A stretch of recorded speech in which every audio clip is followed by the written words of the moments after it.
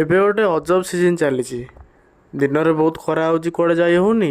ରାତିରେ ବହୁତ ବର୍ଷା ହେଉଛି, କୁଆଡ଼େ ଯାଇ ହେଉନି। ଯାହା ବି ହେଉ, ମାଇଁକୁ ନେଇକି ଆସିଥିଲି ଆଜି ମେଡ଼ିକାଲ। ତାଙ୍କର ଦାନ୍ତ ଉପଡ଼ାରେ ହେବାର ଥିଲା। ଏଇ ଟିକେ ସ୍ମୁଦି ମୁଁ ପିଉଛି, କାରଣ ୱେଟ୍ କରିଥିଲି। ଏଠି ଆମର 2 ଘଣ୍ଟା ପରେ ଲାଇନ୍ ପଡ଼ିଲା, ପାଳି ପଡ଼ିଲା। ଦାନ୍ତଟା ଫାଇନାଲି ତାଙ୍କର ଉପଡ଼ା ହେଲା ମାଇଁଙ୍କର। ଏ ଡକ୍ଟର ବହୁତ ବଢ଼ିଆ ଡକ୍ଟର, ବଢ଼ିଆ ସେ ସବୁ ବୁଝେଇକି କହିଲେ କାହିଁକି ଦାନ୍ତଟା ଖରାପ ହେଇଥିଲା ସବୁ।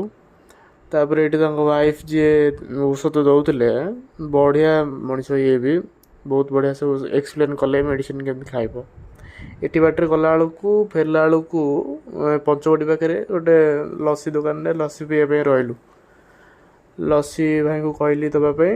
ଭାଇ ତାଙ୍କର ବହୁତ ବଢ଼ିଆ ଜିନିଷ ସବୁ ପକେଇକି ଗୋଟେ ବାଗେଇକି ଲସି ଗୋଟେ ମୋ ହାତକୁ ବଢ଼େଇଲେ। ଦେଖିବା ପାଇଁ ଲସିଟା ଯେମିତି ବଢ଼ିଆ ଲାଗୁଥିଲା, ଭାଇ ପିଇଲି, ତାଠୁ ବଢ଼ିଆ ଲାଗିଲା। ଆଉ କ'ଣ ହିଁ କହିପାରିବି ଲସି ବିଷୟରେ।